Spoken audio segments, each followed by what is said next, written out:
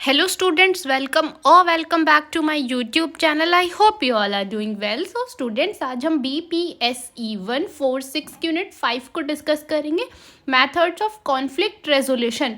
इस यूनिट को स्टार्ट करने से पहले हम यूनिट 4 को रिकॉल कर लेते हैं, जिसमें हमने क्या है कॉन्फ्लिक्ट की थ्योरीज पढ़ी थी कि भाई डिफरेंट जो भी थिंकर्स हैं हमारे, उनने क्या उस पर अपनी राय रखी थी। ठीक है, मतलब कैसे उसको डिफाइन किया था कि कॉन्फ्लिक्ट होता क्या है अपने अपने व्यूज़ की तरफ से। ठीक है, और जैसे हमने कुछ बेसिक थ्योरीज भी पढ़ी थी, ह्यूमन नीड थ्योरी। ठीक है, इस यूनिट को स्टार्ट करते हैं। इस यूनिट में हम 6 टॉपिक कवर करेंगे। सबसे first typology of conflict, second management, transformation, settlement and resolution of conflict, third changing nature of conflict, fourth methods of conflict resolution, fifth redistributive and integrative perspective, and last the role of civil societies।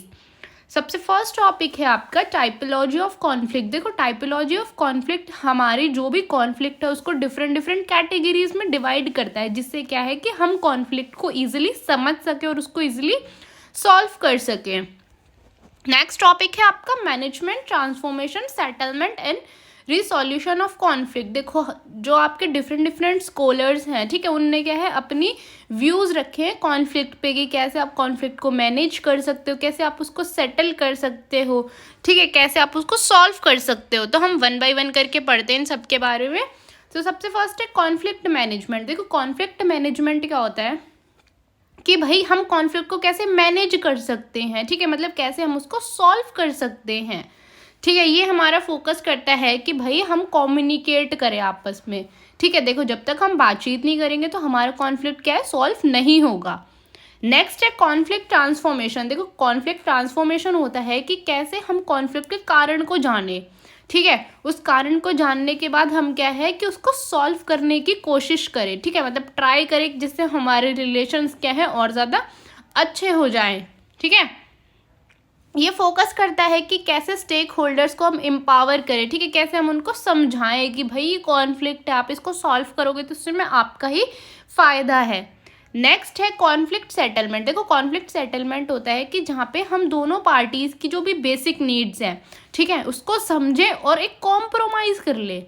ठीक है, next है आपका conflict resolution. देखो, conflict resolution होता है कि जब हम दोनों पार्टीज को साथ में बिठाएं, जो भी कारण है आपके कॉन्फ्लिक्ट का उसका कारण को जाने। ठीक है, और म्यूचुअली हम क्या है उस चीज़ों को समझ के और हम क्या है अपनी ग्रोथ के लिए सेटलमेंट कर ले। ठीक है, नेक्स्ट टॉपिक है आपका चेंजिंग नेचर्स ऑफ कॉन्फ्लिक्ट। देखो, ट्रेडिशनल कॉन्फ्लिक्ट होता था पहले कि भाई जो भी हमारे नेशंस हैं, ट्राइब्स हैं, ठीक है, उनको लेके कॉन्फ्लिक्ट होता था। जैसे आपके टेरिटोरियल डिस्प्यूट्स हो गए, रिसोर्सेज हो गए, इन सब चीज़ों को लेके क्या है कॉन्फ्लिक्ट होता था। और जो अब हमारा मॉडर्न कॉन्फ्लिक्ट है वो किस वजह से होता है? देखो, वो क्योंकि उसमें क्या है कि मल्टीपल स्टेक होल्डर्स इन्वॉल्व होते हैं उस कॉन्फ्लिक्ट में। ठीक है, आपके इश्यूज़ क्या है ओवरलैप कर जाते हैं। ठीक है, बाउंड्रीज को लेके, रिसोर्सेज को लेके कॉन्फ्लिक्ट होते हैं। ठीक है, कॉन्फ्लिक्ट का ट्रेडिशनल कॉज क्या है? देखो, सबसे पहले तो है रिसोर्स स्क्वेरसिटी कि भाई हमारे पास रिसोर्स इतने ज़्यादा कम है तो हम क्या है उनके ऊपर लड़ाई करते हैं एक दूसरे से। ठीक है, हम अपने टेरिटोरियल डिस्प्यूट्स को लेके। ठीक है, और कॉन्टेम्परेरी कॉजेज क्या है कि भाई नेशनलिज्म को लेके कॉन्फ्लिक्ट होते हैं, आपके आइडेंटिटी पॉलिटिक्स को लेके कॉन्फ्लिक्ट होते हैं। ठीक है, फोर्स माइग्रेशन को लेके कॉन्फ्लिक्ट होते हैं, डी इंटीग्रेशन को लेके कॉन्फ्लिक्ट होते हैं। ठीक है, आपकी मिस कम्युनिकेशन की वजह से कॉन्फ्लिक्ट होते हैं। आजकल तो भाई कॉन्फ्लिक्ट का कोई मुख्य कारण है ही नहीं, किसी भी वजह से कॉन्फ्लिक्ट हो सकते हैं। ठीक है, ग्लोबलाइजेशन एंड कॉन्फ्लिक्ट। देखो, ग्लोबलाइजेशन की वजह से हमारी जो इकोनॉमी है उसने और ज़्यादा ग्रोथ की और ज़्यादा इंटरकनेक्ट हो गए हैं हम इंटरनेशनल मार्केट से। ठीक है, तो देखो ये तो अच्छी चीज़ है, पर क्या है कि भाई इसके कुछ नेगेटिव पॉइंट्स भी हैं कि हमारा कॉन्फ्लिक्ट क्यों होता है। भाई रेफ्यूजी क्राइसिस हो सकते हैं। ठीक है, सप्लाई चैन की वजह से हो सकता है। भाई ज़्यादा क्या है किसी भी वजह से कॉन्फ्लिक्ट हो सकता है कि भाई इंटरनेशनल मार्केट में इतना ज़्यादा प्राइस क्यों है, उसको लेके कॉन्फ्लिक्ट हो गए। डोमेस्टिक मार्केट में इतना कम प्राइस क्यों है, उसको लेके कॉन्फ्लिक्ट हो गए। ठीक है, नेचर ऑफ वेयर। ठीक है, कि भाई देखो, जैसे जो हमारे लार्ज नेशंस होते हैं उसमें कॉन्फ्लिक्ट का मेन कारण क्या होता है? पावर को लेके, रिसोर्सेज को लेके।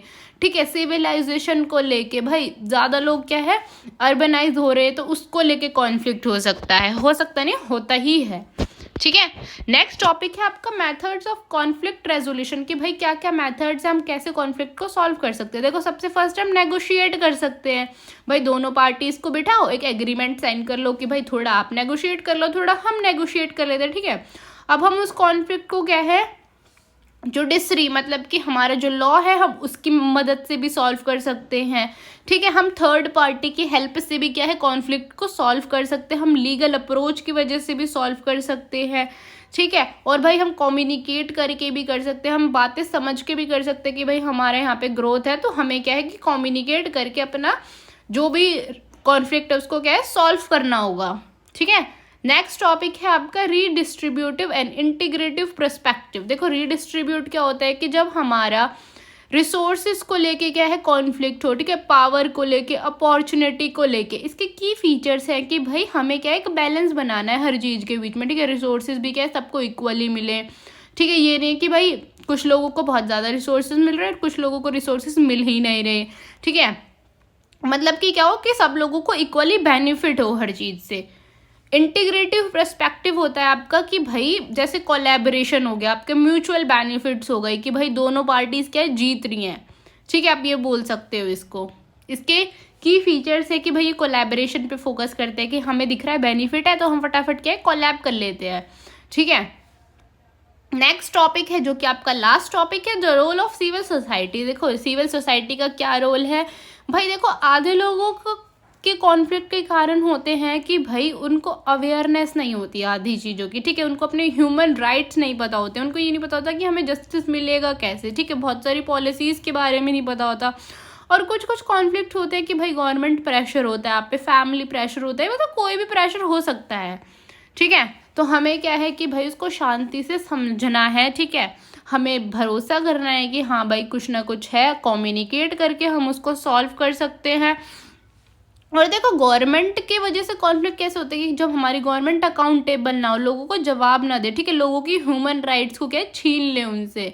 ठीक है, अपनी पावर का ज़्यादा मिसयूज़ करे।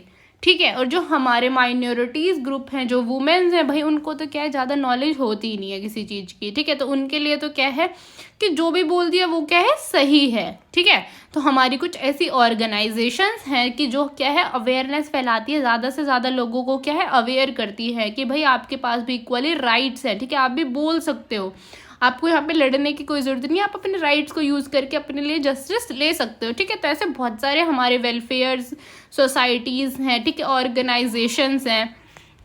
आई होप कि आपको यूनिट समझ आई होगी। अगर फिर भी आपको कोई डाउट है तो आप मेरे से कमेंट्स में पूछ सकते हैं। और अगर आपको ये वीडियो समझ आई है, मतलब ये यूनिट समझ आई है, तो आप इसको ज़्यादा से ज़्यादा शेयर करें ताकि बाकी स्टूडेंट्स की भी हेल्प हो सके। And thank you for watching.